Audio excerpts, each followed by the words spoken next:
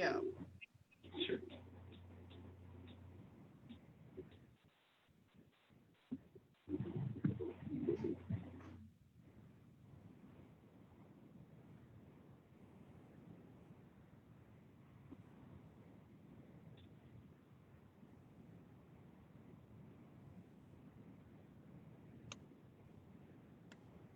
Okay. All right. I think we are good.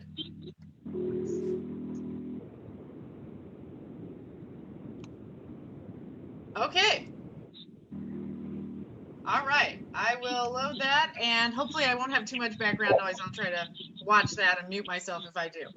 Okay, so hello everyone watching. I'm Ty Edwards.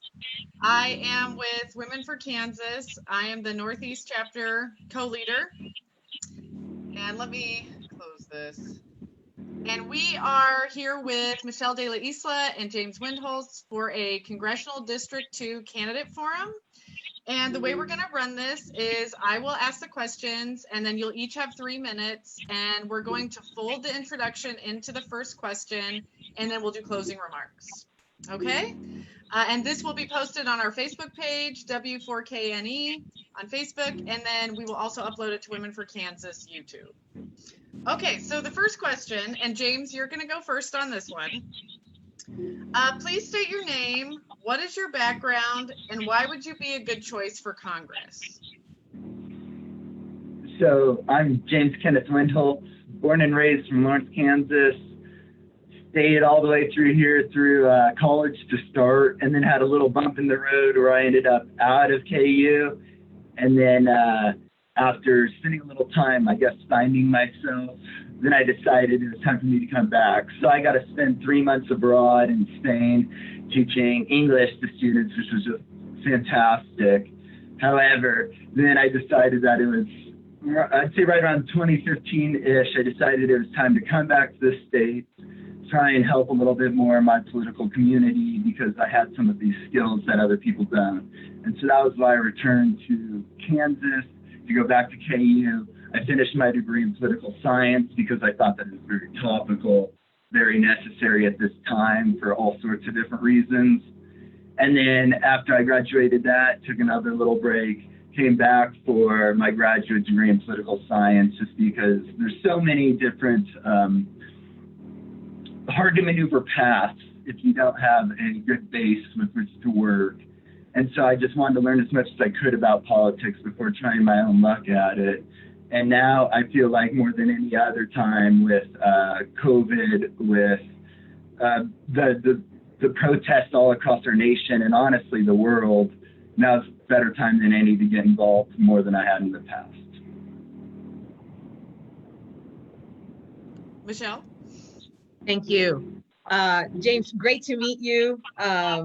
And Ty, thank you, and for the Women of Kansas team for putting this together. I'm Michelle de la Isla. I'm currently the mayor of the city of Topeka.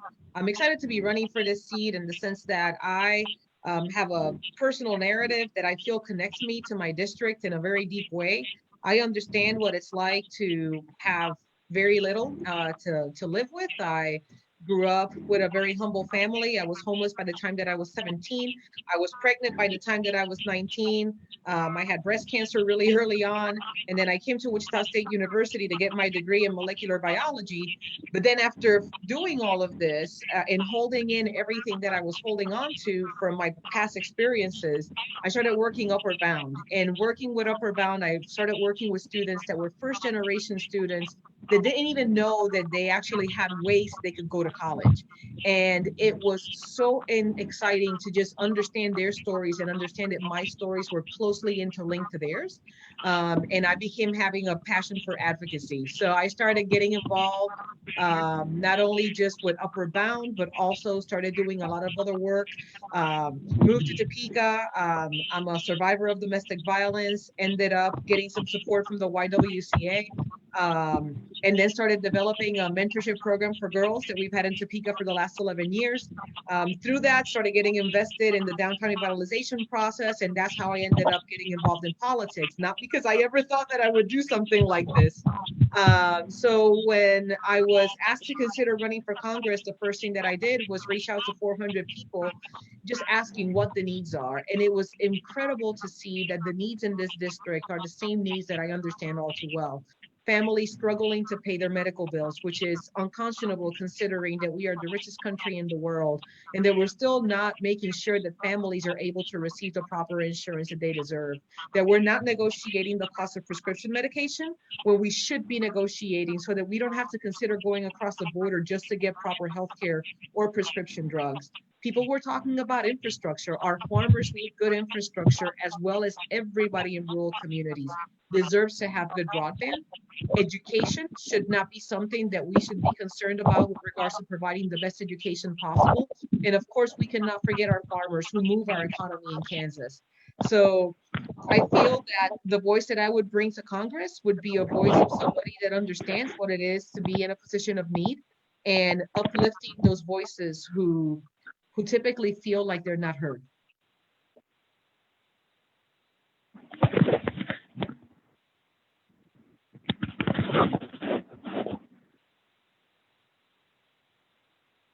Valerie, you're muted. I mean, Ty, you're muted. That's okay. Yeah, sorry, James. I was going to say, could you maybe mute on your computer? Thank you, Michelle. Since you have your phone, that way we're getting a little bit of feedback on Facebook. I've seen that too. My computer doesn't have any sound. It's just on my phone. So I'll try and back up whenever Michelle or you are talking. Right. If that works. Yeah. Yeah. Okay. Sounds good. And you can, but you can hear us okay? Okay. Just through my phone, yeah, but I'll definitely back up from that line. Okay. All right. So number 2, we'll start with Michelle on this one. So Michelle, what do you think is the top issue of this campaign? It's healthcare. I think that healthcare was always a top issue for this campaign. However, now COVID has exacerbated that need. As we talk about the need for families to have access to adequate healthcare, we have 150,000 families in Kansas that don't have that access. And right now, we're seeing the impacts of that. When you take a look at the families that are struggling the most with COVID, are those families that have pre-existing conditions that were never taken care of, that more than likely would have a better chance at surviving this horrible virus if they had healthcare on their side, in addition to having access to good prescription medications that they don't have to determine whether they're going to pay their bills or if they're going to take care of their health, especially now during a pandemic. And I think that to combine that, the issue with healthcare, we go back to the infrastructure issue that is also equally important, because right now it's not only a great equalizer for our educational system, but the other thing that it's doing is it's preventing people in rural Kansas to have access to good telemedicine. And this is right now one of the easiest things that doctors can do to help deal with the load of families that are struggling across the state. So healthcare is, for me, and at least, and not so much for my regard, but what I'm hearing from people across the district, that is the number one issue. James, what is the number one issue of this campaign? I agree that healthcare is an extremely important issue. I think just looking at what's happening in our streets shows that maybe justice reform could be as important. I won't rank it first over healthcare because I think that those two are very intimately combined. If you don't have healthcare, how are you going to take care of your family? If you don't have social justice, or just justice in general, then you've got young Black men and women, young white men and women who are stuck in prison for times that they shouldn't. So honestly, justice reform would be my first, which would entail things like abolishing cash bail.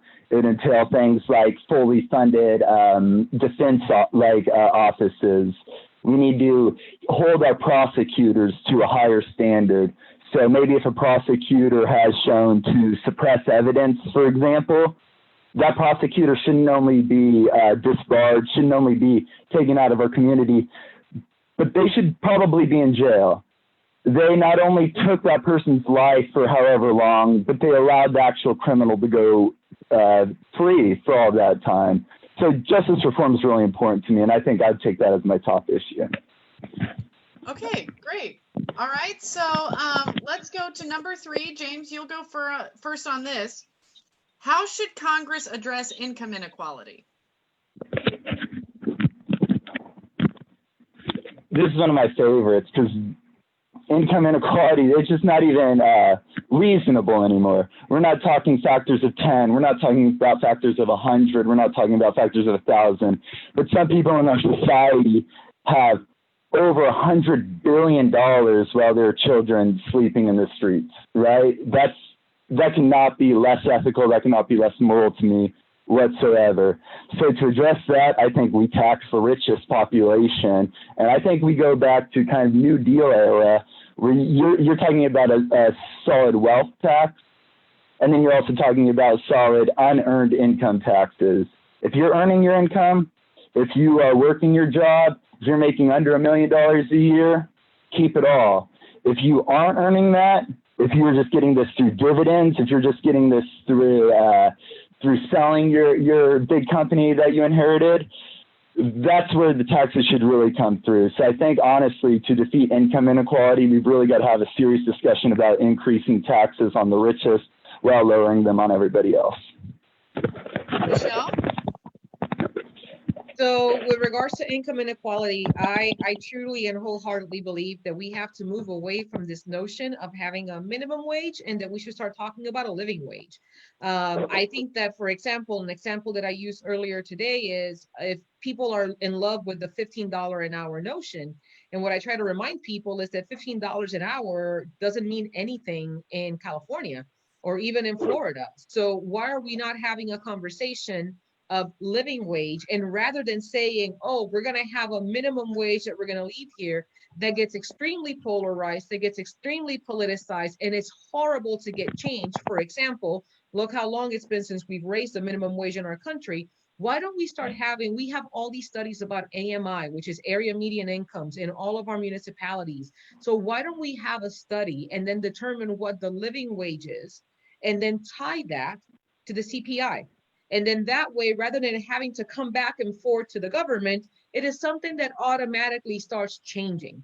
And James brought about a great point, which is the social justice point. We understand very clearly that in this country, minorities by and large have had the lion's share of having low income wages. And especially now, this pandemic has highlighted to all of us the importance of the jobs of the frontline workers, such as the people who are there so that you could get your gas, the people that are there so that you could get your groceries, the nurses, and people talk not only about the nurses, but the CNAs that have these very low wage jobs that are keeping us safe and our economy moving. So I think that this is the proper time in our history to start having a true conversation on how we're going to compensate everybody so that the violence of poverty is not a curse that we have no longer in our country.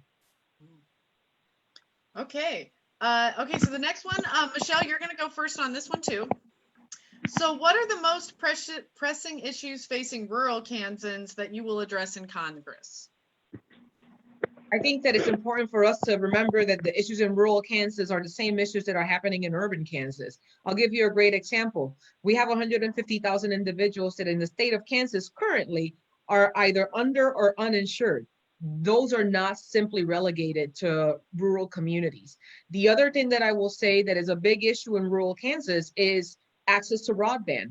We may have lack of broadband and good broadband in rural Kansas. However, the same thing is happening with families with lower socioeconomic levels, that they're not having access to good broadband, which is part of our infrastructure that we need to start working on. Education is a big issue and jobs is a big issue in rural Kansas. And when we talk about infrastructure, we're talking about the way that we can facilitate our residents in rural communities to not only get access to other jobs because they want to be in those rural communities, but also for our farmers to be able to transport their goods. When we're talking about COVID, we're starting to see that in the state of Kansas, COVID has not segregated the virus to an urban community or to a rural community. So I would say that rather than us talking about the issues of rural Kansas versus urban communities, I think that we have to start talking about our state overall, or the economic state and the physical and mental well-being of the individuals of our state, and figuring out how we can make an equitable distribution of resources so that everybody in our state is able to participate. Okay, James. So honestly, I'd agree with all of that, pretty much spot on, and I'd follow Michelle's lead on that one, except I also think that we should have a serious conversation about the drug epidemic up in some of these more rural spotted towns, that we can point to who's directly responsible, who's been pushing these opioids on some of these communities for the sake of profit. But besides that, honestly, the broadband is essential. Healthcare is essential, and I couldn't agree more with Mayor de la Isla on that. So that's all I have. All right, James, you'll be next. You'll be first on this next one. What will you do to advance LGBTQ plus and other minority rights and ensure that Black Lives Matter? That's a tough one. Coming from a white male, I very well understand my position. However, honestly, regardless of what happens in this election, I don't think that much will change. So I think if I were to move forward, it's going to be too hard for me to make real changes in Congress. If Mayor Michelle de la Isla is to move forward, it'd be very, very difficult for her to make these changes too. So honestly, I think that this is the time that we have to take to the streets until they start doing something for these communities. So as some of people within this viewing area probably learned, Massachusetts Street within my hometown of Lawrence was closed down for about a week to try and fight for social justice, and several of the protesters were arrested. However, we also had two cars trying to run through protesters, protesting both for Black Lives Matter, but the contingency of people that we had there was also very strongly LGBTQIA plus, and we didn't see any justice from those accidents. However, we did see peaceful protesters being arrested and treated like criminals. So it's going to be very difficult for anybody in Congress right now to, I think, make these changes. However, I think that we can in the streets. Michelle? So I am extremely proud of the LGBTQIA plus community. I have an out child, and I'm extremely proud of that. In addition to that, my best friend is out, and half of my campaign also is part of the Rainbow Coalition, like I like to call them. And for us, it's extremely important. Like, for example, in the city of Topeka, we did make some changes in the sense that we had some protections for LGBTQIA plus rights when it comes to gender equity in our city's ordinances. I'm excited to see what happened at the Supreme Court level, that there was some protections with regards to employers. And I think that we must continue pushing not only for that, but I think that we need to go to the next level for housing. There's issues when it comes to LGBTQIA plus individuals to be able to receive support in housing, and there's a lot of discrimination there still. And then the other one is in adoption rights. We have so many children in the foster care system right now that would benefit from a loving home, and for some reason there is still a stigma that an LGBTQIA plus household would not be a suitable parent. I don't understand how that is the case compared to a child being in the system. With regards to the fact that the Black Lives Matters, here's what I can tell you about Black Lives Matters. I am extremely proud to have marched with my chief of police in our Black Lives Matters, in two of them actually, and I was super frustrated that I missed Juneteenth because I was in quarantine over COVID, but I am a big ally. I'm Afro-Latina. I have a rich history that is super mixed. And I think that one of the things that we are extremely proud of in the city of Topeka is that many of the 8 can't wait things that we are all advocating for, and I am saying we, because even our chief of police believes in this, we in the city are already not doing the things in the 8 can't wait. So we have the continuum of force. We're not shooting at moving vehicles. We ban chokeholds. Right now we have an ordinance to no more, so that it's a policy to not do no-knock warrants. However, here's the big deal. I think that if we're going to talk about justice for Black lives, we need to start owning our history. I think that it's imperative, because what's happening right now is that the movement is dividing people, and it's inciting shame in our white counterparts to the point that they are kind of reticent of having a conversation. And all that they're seeing is us go out to the street and advocate. However, we need to start having a true conversation. And I've said this often, we have to get comfortable with being uncomfortable and talking about not only the glory on how our country started, but also the gory parts and the parts that have for years created systemic levels of inequity, so that once we start changing the heart, the policies can stick. Because one of the things that I like to remind people is that we had, thanks to President Lincoln, the Emancipation Proclamation, but ask me what the policy did. It did nothing. So we need to work on people's hearts so that people understand where we're at, where we come from, so that we can then move on and start changing hearts at the same time that we're changing policy. All right. Okay, so the next question is also going to be Michelle first. So what is the most pressing issue Congress needs to address for women? One of my biggest frustrations is that the Violence Against Women Act was repealed. And as a survivor of domestic violence, to understand that one of the biggest strongholds is the fact that we have the boyfriend loophole, that people are not content because an individual that happens to be a domestic batterer all of a sudden is restrained from having a firearm, that is a problem, is unconscionable. So that is right there, one of the issues that I think that in Congress we need to tackle and continue making efforts on, because it's absolutely sad that at this point in time, a person with a firearm has more rights than a woman in her safety. James? I'd heavily agree with everything you just said as well. I think that that's a travesty, that isn't not only a punished action, however, not a severely punished action. But I also think, and this is maybe just my economic background, that income inequality between men and women, as long as women are making 40% less than men, they're never going to be able to get out of these really, really horrible situations where their significant other, their spouse, their partner is domestically abusing them. And so, yeah, I think first I'd agree with Michelle, but I think that is the most important one. Okay. All right, James, you'll go first on the next one. How do you propose Congress should protect us from gun violence? So honestly, I'm a strong believer in the Second Amendment, just for the fact of when governments decide that they want to come in and they want to start tyrannical rule, there's no other way for people to defend themselves than taking up arms. However, our system has gotten so far to the right in terms of gun violence that it doesn't matter if the person has criminal history, it doesn't matter if the person has been beating their significant other, it doesn't matter any of these. It doesn't matter if an individual has multiple firearms stolen outside of a hotel because they left them in their truck for political reasons.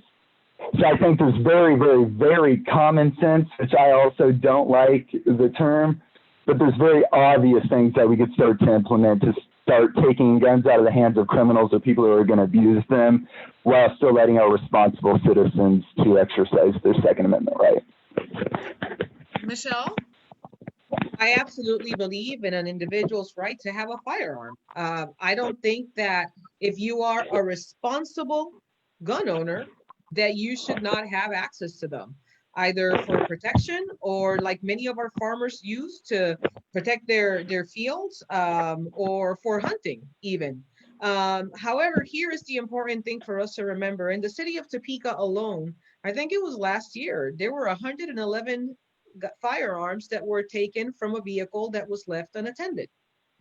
So if we're going to be responsible owners, then we need to make sure that the protection does not just lay on the fact that we are going to make sure that we have a background check to ensure that you are a person that should have access to a firearm, but also that you're also being held responsible if, like, I think James mentioned this a little bit, that if you've had several of your firearms taken from places that you were not responsible safeguarding them, that becomes a problem, because that is one of the many ways that firearms end up in the hands of the wrong people and end up giving good gun owners a bad reputation. So I think that it's important that we also have very good ways of ensuring that the individuals that are getting access to their firearms don't have access to them, like for that they are responsible in getting access to them, that we do a background check on them, that we make sure that they don't have any prior history of violence, of domestic violence, that they have a what we call a clean bill of health with regards to their emotional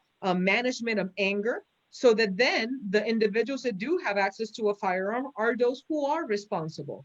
And it is important that we have that designation, because I think that there is a negative rhetoric going around that they say that if you are a Democrat, automatically you are against people having their guns and that we want to take them away from you. That is not the case. We just want to make sure that kids like my daughter, who had to hide under her desk twice because of an active shooter situation, don't have to deal with this anymore. And it's because the wrong individuals have access to these firearms. Right now, you could go to a gun show and you could get a firearm right there and just walk away. I mean, and there's no safeguards there. So we know that there are some safeguards. It's just about taking a look at the things that are basic, that we could just ensure that the individuals that have a firearm are doing so in a responsible way, the same way that I would have to take a driver's license test to drive my car. It should be that simple. Okay. All right. So, Michelle, you will go first on this next one. Okay. So, what are your thoughts on legalizing marijuana? So I think that when you take a look at the amount of individuals, especially our Black community, that is incarcerated, it is extremely unfortunate that this is because of issues having to deal with marijuana. And right now, if you ask in the city of Topeka, what is the #1 cause of most of our issues with our young people is marijuana sales. So I am all for taking a look at how we, at least for medicine purposes, do some legalization so that we can benefit from the tax repercussions, and then work with the FDA so that we could develop dosages. We know that it works wonderful for individuals that are struggling with cancer, that are not able to eat. That is just one. I have a good friend that had to just take their child over to Colorado because her daughter had severe seizures. And the only thing that stopped it without any crazy side effects was THC. So how are we going to capitalize on something that could cause tremendous medical health, and at the same time, a drug that has caused the incarceration of so many individuals, and disproportionately that of African Americans? So I am all for having a conversation about legalizing it for the medical purposes and making sure that it's got the proper safeguards, and that also it starts providing benefit to the tax base. Mm-hmm. James? I'd go ahead and say legalize it all the way, as well as go ahead and expunge the records of and release all of the prisoners who've been held for lower level nonviolent marijuana offenses. I'm not talking about big drug cartels. I'm not talking about drug lords who have other things on the record that are very suspect. And anybody who's got a small possession charge, I'd even say a small distribution charge, I'd let them out immediately if it were up to me. All right. Okay, and then James, this one will start with you.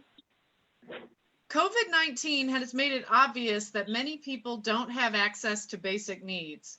How would you support equitable access to basic needs for all people, and what would those basic needs include? Well, I like to imagine just like the basic human needs to be housing, to be food, to be medical care, to be safety, and then to be love. The love kind of has to come, I guess, on its own. I don't know how Congress can institute that. Housing, people shouldn't get evicted just because they can't afford to live in the rent area that they are. That just shouldn't be a thing. Food, are we joking? We're one of the richest countries in the world and we can't feed our own citizens. Is that supposed to be serious? Healthcare, the only thing that Congress should be doing is giving it to everybody. I don't care if that person makes $10 a year. I don't care if that person makes $1 billion a year. They deserve health care. And then safety, while I do believe that our police provide a great deal of safety, I think that there are a lot of people within our constituency, a lot of people within our state, a lot of people within our country who don't feel like the police are providing them safety. So safety, honestly, for me, that means a lot about reforming the way that our police system works, as well as protecting from the obvious criminal behavior that we've all been dealing with for as long as I've been alive. Michelle? So as a person who used to be homeless and has dedicated her life to try to figure out how to make things more equitable in the housing first realm, I can tell you that housing is one of those basic needs that our country has been trying for years and for some reason has not been able to be successful in developing successful housing first programs. And the reason that we're not successful many times with housing is because they're not addressing the root causes. So the root cause of a lot of homelessness many times has to do with mental health. And that brings us back to health. If we were to have a system in which those individuals who need to have access to good health resources are able to participate early, especially in the mental health arena. I can tell you that as the parent of a child with severe persistent mental illness, it has been bewildering to me to see how many hoops you need to jump through in order for you to get access to proper mental health care. And if you don't do it early in a child's life, the stigmatization of this makes it so that that child or that individual eventually does not want to partake of the mental health system. So healthcare and including and fortifying mental health care as part of the continuum of human well-being is extremely important, because the more that we do that, the more that we destigmatize mental health. In addition to that, I think that we need to start talking about education, because of course, we will support with food. We have right now several programs. Our SNAP program is pretty strong with regards to, before it was defunded a little bit, but our SNAP program was doing a lot of help in making sure that families have food. So our country does recognize food as one of those things. But the other thing that we need to talk is about the great equalizer, which is education. We have a tremendous base of public school education that we are not funding adequately, and that we're making students that are trying to pursue a better life cost center all of a sudden for the federal government. What is happening right now with student loans, that those payments get inflated and auto-inflated. I had like 15,000, I don't remember if it was 15 or $20,000 that I made in student loans. And right now, after all these years, because I defaulted because life was happening in my life, I have 30 still, and I pay.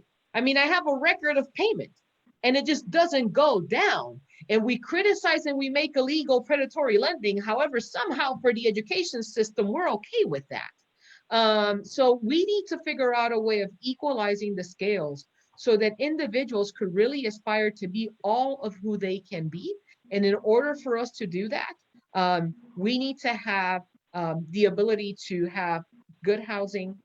And good housing doesn't mean a mansion. It just means adequate, safe, clean, and decent housing, nourishment for our bodies, but also the ability to take care of ourselves and to nourish our brains as well, so that we could, be everything that we can be. Great. All right. So finally, we're just going to go through closing statements. And James, we're going to have you go first. So what final thoughts would you like to leave voters with at the end of this forum? Honestly, I'd love to have your vote, but if you'd rather vote for Mayor Michelle de la Isla, I think she'd be a perfect alternative. That'd be my final thing. Michelle? James, you're so kind.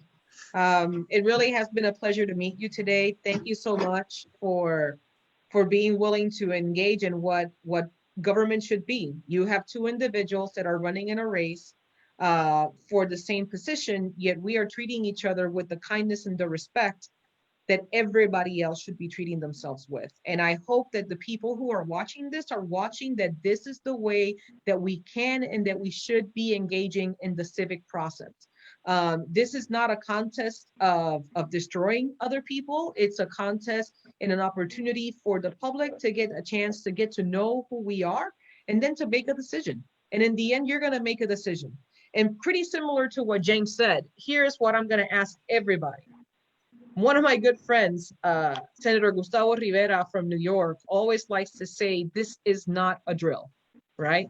And every time he said that before, I used to laugh. I'm like, why is he being so dramatic, right? And sadly, I think that we are in the time that this is not a drill.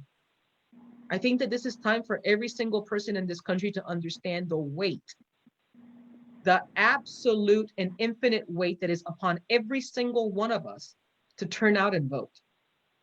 I don't care who you vote for. You need to vote. Right now, this year, we're going to celebrate 100 years that women get to vote. Mm-hmm.